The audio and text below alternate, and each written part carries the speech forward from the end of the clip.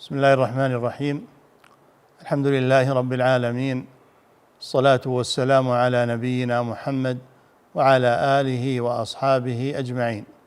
أما بعد، قال الشيخ محمد بن عبد الوهاب رحمه الله في كتابه كتاب التوحيد: باب لا يسأل بوجه الله إلا الجنة.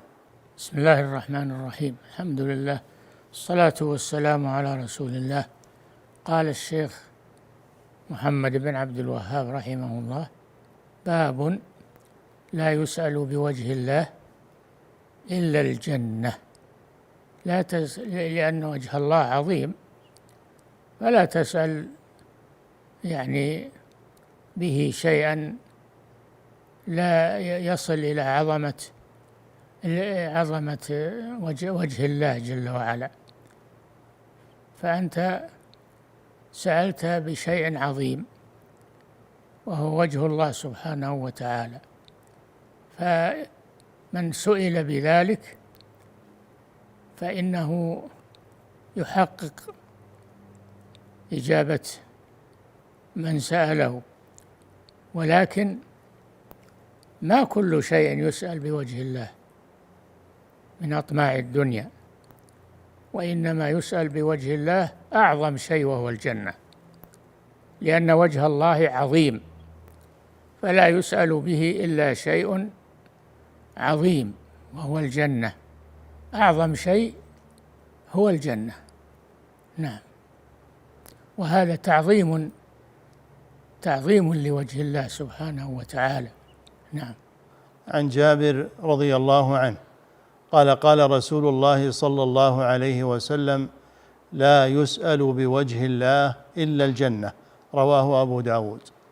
نعم، لا يسأل بوجه الله إلا الجنة، لأن وجه الله عظيم لا أعظم منه، فلا يسأل به شيئا حقيرا أو شيئا قليلا، وإنما يسأل به أعظم شيء وهو الجنة. نعم. قال الشيخ عبد الرحمن بن حسن: هذا تعظيم لوجه الله سبحانه وتعالى. نعم. قال الشيخ عبد الرحمن بن حسن رحمه الله في كتابه فتح المجيد شرح كتاب التوحيد: قوله باب لا يسأل بوجه الله إلا الجنة، ذكر فيه حديث جابر رواه أبو داود عن جابر رضي الله عنه قال: قال رسول الله صلى الله عليه وسلم: لا يسأل بوجه الله إلا الجنة. وهنا سؤال، وهو أنه قد ورد في دعاء النبي صلى الله عليه وسلم عند منصرفه من الطائف حين كذبه أهل الطائف ومن في الطائف من أهل مكة، فدعا النبي صلى الله عليه وسلم بالدعاء المأثور: اللهم إليك أشكو ضعف قوتي. ذهب النبي صلى الله عليه وسلم إلى أهل الطائف لما أساء إليه أهل مكة، ذهب إلى الطائف عليه الصلاة والسلام ليدعوهم إلى الله عز وجل. قابلوه بأسوأ ورموه بالحجارة عليه الصلاة والسلام حتى أدموا عقبه. نعم.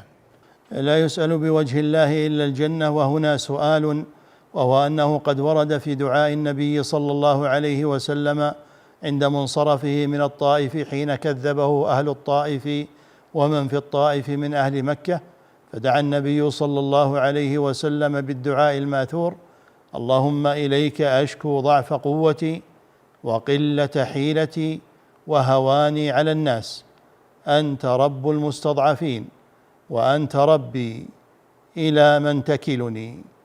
إلى بعيد يتجهمني أو إلى عدو ملكته أمري؟ إن لم يكن بك غضب علي فلا أبالي، غير أن عافيتك هي أوسع لي. وفي آخره: أعوذ بنور وجهك الذي أشرقت له الظلمات وصلح عليه أمر الدنيا والآخرة أن يحل علي غضبك أو ينزل بي سخطك، لك العتبى حتى ترضى، ولا حول ولا قوة إلا بالله. هذا هو الدعاء المشهور بدعاء الطائف، بدعاء الطائف الذي دعا به النبي صلى الله عليه وسلم عندما قابله أهل الطائف بالغلظة والشدة وأساءوا إليه عليه الصلاة والسلام. نعم. إلى من تكلني؟ إلى بعيد يتجهمني، أو إلى عدو ملكته أمري.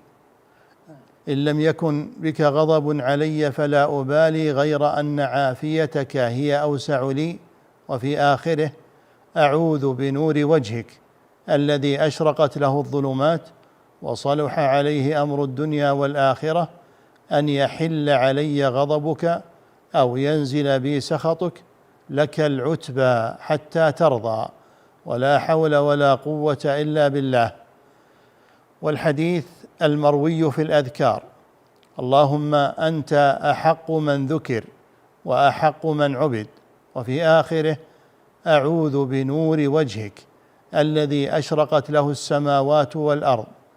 وفي حديث آخر: أعوذ بوجه الله الكريم وبسم الله العظيم وبكلماته التامة من شر السامة واللامة، ومن شر ما خلقت أي رب، ومن شر هذا اليوم، ومن شر ما بعده، ومن شر الدنيا والآخرة، وأمثال ذلك في الأحاديث المرفوعة بالأسانيد الصحيحة أو الحسان. فالجواب أن ما ورد من ذلك فهو في سؤال ما يقرب إلى الجنة، أو ما يمنعه من الأعمال التي تمنعه من الجنة، فيكون قد سأل بوجه الله وبنور وجهه ما يقرب إلى الجنة. نعم. فتوافقت الأحاديث والآثار كلها على تعظيم وجه الله سبحانه، وأنه لا يسأل به إلا الجنة. نعم.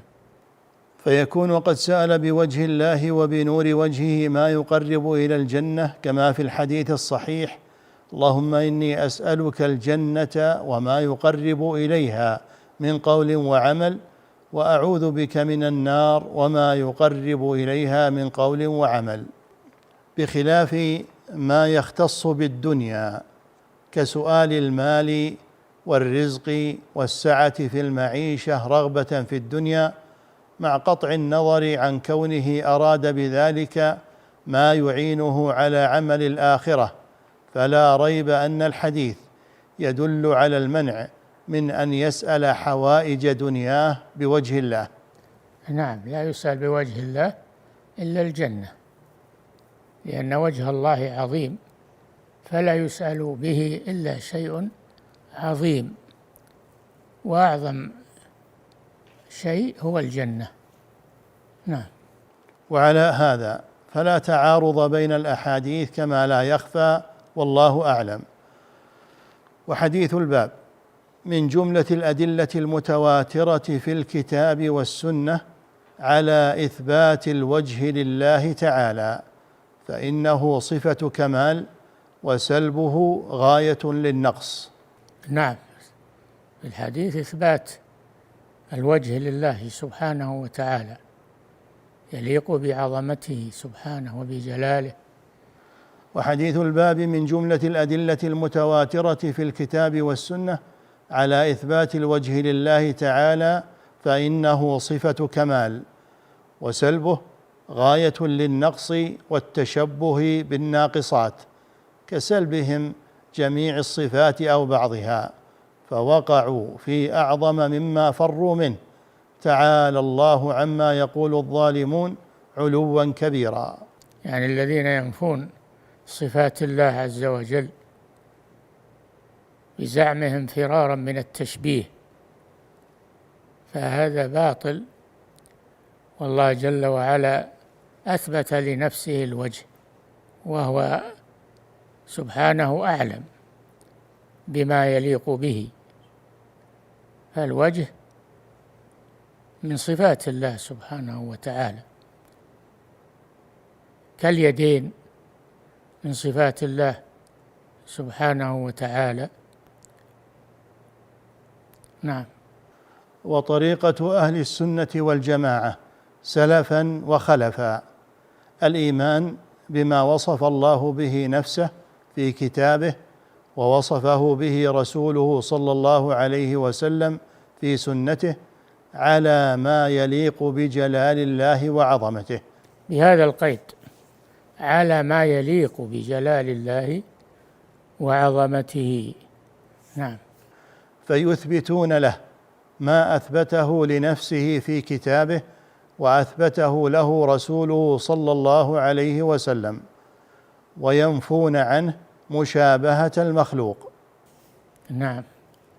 فكما أن ذات الرب تعالى لا تشبه الذوات، فكما أن ذات الرب تعالى لا تشبه الذوات، فصفاته كذلك لا تشبه الصفات. نعم. فمن نفاها فقد سلبه الكمال. من نفى صفات الله فقد نفى صفات الكمال عن الله سبحانه وتعالى، ووصفه بالنقص، تعالى الله عن ذلك. فنحن نثبت ما أثبته الله لنفسه أو أثبته له رسوله صلى الله عليه وسلم، وننفي عنه ما نفاه عنه رسوله، ما نفاه الله عن نفسه أو نفاه عنه رسوله صلى الله عليه وسلم. هذا هو طريق السلامة، طريق الحق. نعم. قال المصنف رحمه الله: فيه مسائل.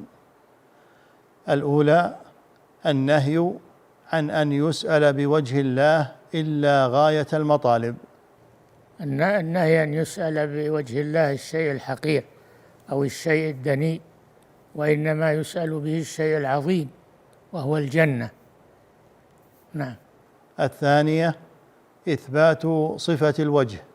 إثبات صفة الوجه لله، صفة ذات من صفات الله سبحانه وتعالى. نعم.